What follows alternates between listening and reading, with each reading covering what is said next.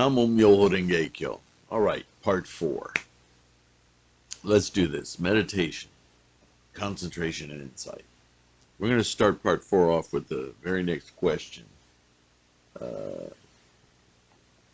that Nichiren's. This is a teaching go-show. This is sent to important practitioners, part of Nichiren's inner circle, and he's using the opportunity because this is a profound subject. Meditation being associated generally with Buddhism. These days it's associated with a lot of other things, but in our Western culture, generally when you say meditation, people think Buddhism. But certainly for Nichiren and his followers, meditation is a central concept. That's a thread going all the way back to Shakyamuni himself. And so the idea that Myoho Renge Kyo is the ultimate, the O-Daimoku, the one vehicle, the certain vehicle for anyone or anything to attain their inherent Buddha nature. It's an important subject. So in the latter part of part 3, Nichiren started this question and answer, and when he does that, generally, he does a deep dive into historical record in general, as well as in Buddhist writings, sermons, commentaries, etc. So there's two types of scholarship he's always bouncing back and forth in. Actual historic documentation of events pertaining to the people of his day, as well as, pertaining to the people of his day, but not necessarily contemporary events. They are contemporary events, but they also reference historical events, hundreds of years earlier. And documentation in the writings themselves to look for support and justification for his own practice and teachings from the words of Shakyamuni, from the words of the texts themselves, to uphold and to demonstrate various things: his opinions, his teachings, the Lotus Sutra's placement, the reason why other sects miss the mark, on and on. So, on that topic, as you probably, if you've been watching any of the recent Go Show videos, there's been a lot of talk about the True Word School. Even the conversion of True Word monks, head monks, often referred to in Western writings as priests, although they're not. That's not an equivalent term, because priesthood is something that applies to the magical authoritarian construct of Western religions, and some Eastern religions, but mainly Western and Middle East religions. And Buddhism isn't about religion. But anyway, here's the question. Why do you insist, you Nichiren insist, on referring to the True Word teaching as an incorrect doctrine? Not inferior, not erroneous, but incorrect. Now, you've heard Nichiren talk on this before, but see, this is a teaching video for some of it, for those of his followers who are going to in turn teach to others. So it's very formal, it's very scholastic. Answer. The great teacher Kobo has stated, quote, "The Mahavajrayana Sutra is first, the Flower Garland Sutra is second, and the Lotus Sutra is third." End quote. We know historically that that's just incorrect, but that doesn't keep people from saying it, right? We live in a world where we're intimately aware that truth and fiction are non-distinguishable when you're dealing with political realities, right? So, but one should examine this ranking carefully. In what sutra did the Buddha discuss the relative worth of these three sutras and deliver this judgment? In other words, okay, let's forget what the true word, the great teacher Kobo had to say. Let's hear what Shakyamuni himself, the founder of this Buddhism that we practice, what did he say about this?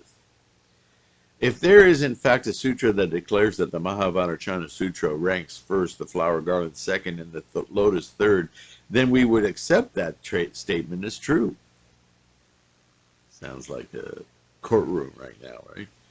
But if there is no such passage, then it is not possible to accept this assertion. The Lotus Sutra states, quote, Medicine King, now I say to you, this is Shakyamuni talking, I have preached various sutras, and among those sutras the lotus is the foremost, end quote. Here the Buddha is referring to all the teachings that he has expounded and stating that amongst these, the lotus ranks in first place. It's preeminent. The Buddha's preaching and the writings of the great teacher Kobo are as much at variance with each other as are fire and water. We should investigate and clarify this matter. Over a period of several hundred years, ordinary priests, monks, and high-ranking monks have studied the writings of Kobo, and eminent and humble, high and low, have put their resolute mind of determination in them and honored the Mahavajrayana Sutra as the foremost among all sutras. This does not accord with the intention of the Buddha. Thoughtful persons should examine the matter with great care, for if we put resolute mind in writings that do not accord with the intention of the Buddha, how can we hope to attain Buddhahood? And if we follow such writings in offering meditations for the nations, how can we fail to bring about misfortune? Moreover, Kobo writes, quote, the Buddhist teachers of China vied with one another to steal the ghee, end quote. The meaning of this statement is that the great teacher Tendai and others stole the ghee of the true word teachings and called it the ghee of the Lotus Sutra. This statement is the most important point. When the great teacher Tendai applied the simile of ghee to the Lotus Sutra, basing himself on a passage in the Nirvana Sutra, he declared that among all the sutras, the Lotus Sutra is worthy to be compared to ghee. The true word teaching was introduced to China from India 200 years or more after the time of Tendai. How then could Tendai possibly have stolen the ghee of the true word teaching and called it the ghee of the Lotus Sutra? Of all strange events, this would be the strangest. You can't beat Nichiren for argumentation, because he knows better. He knows the history, right? What evidence is there, then, for calling persons who lived 200 years or more before the true word teaching was even introduced to China thieves? Are we to put resolute mind in these writings of the great teacher Kobo? Or are we to put resolute mind of determination in the Nirvana Sutra, where the Buddha likens the Lotus Sutra to ghee? If we are to regard the great teacher Tendai as a thief, then how are we to interpret this passage in the Nirvana Sutra?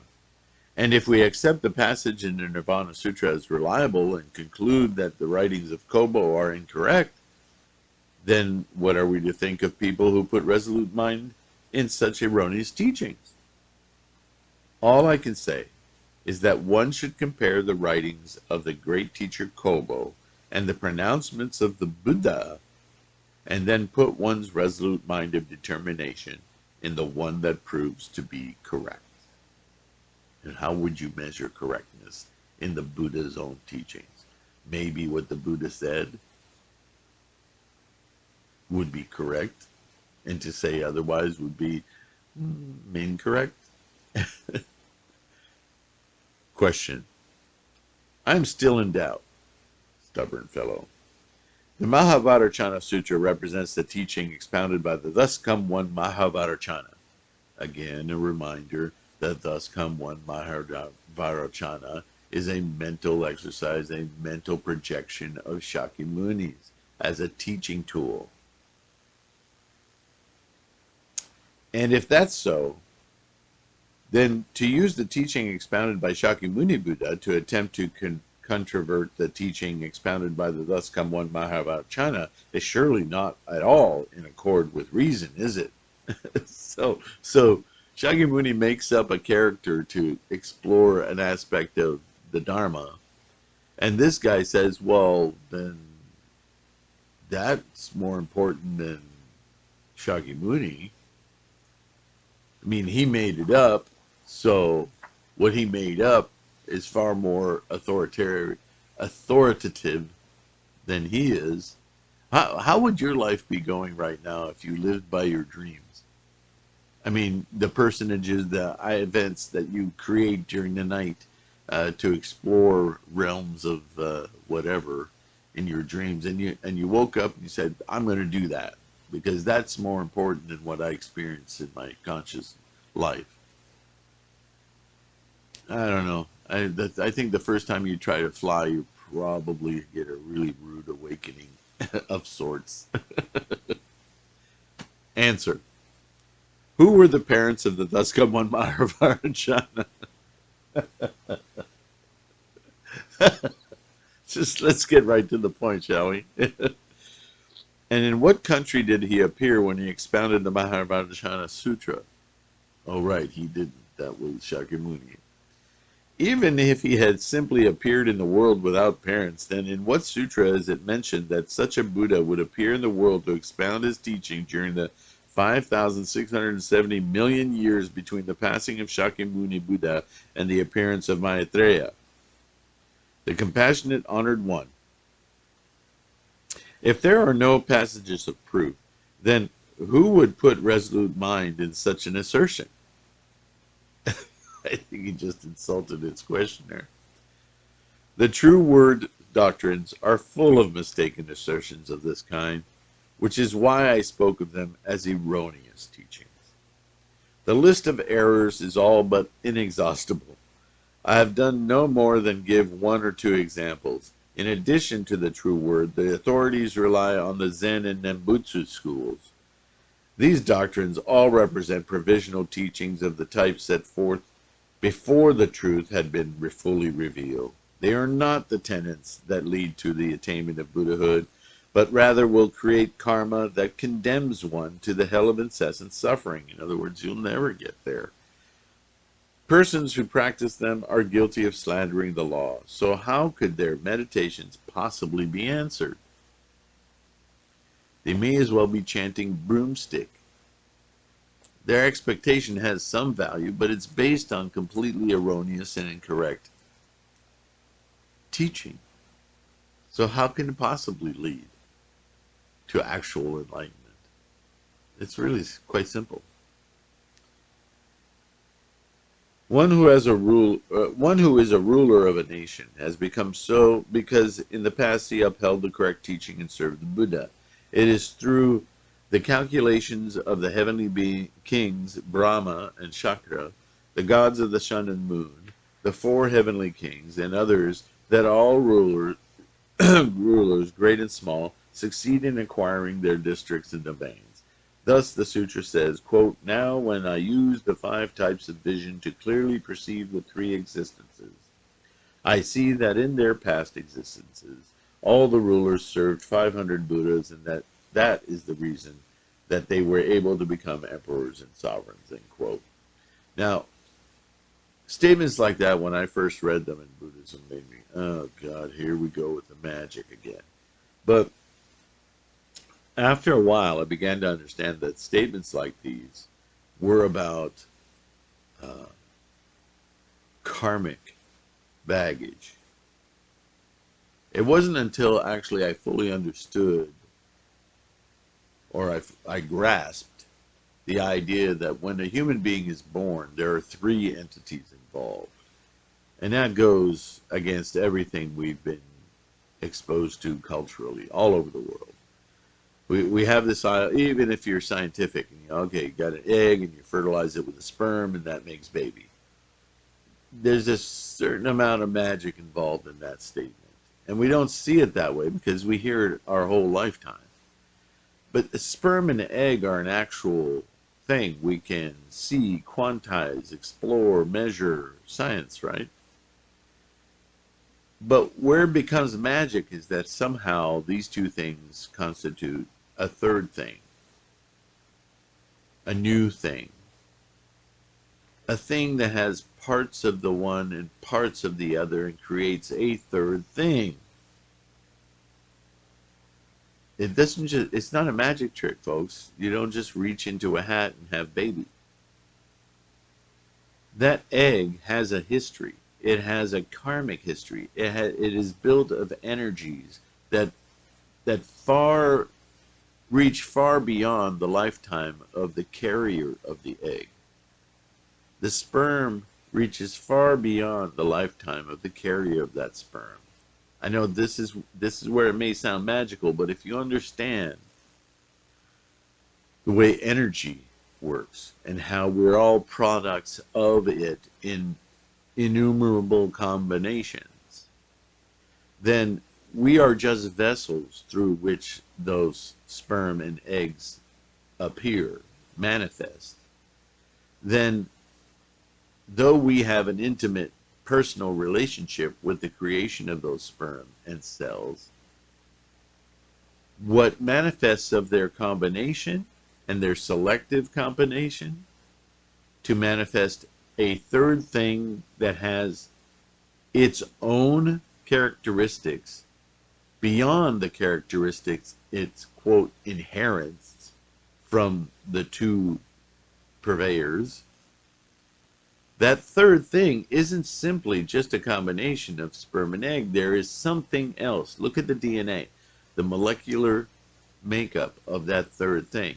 It has its own components.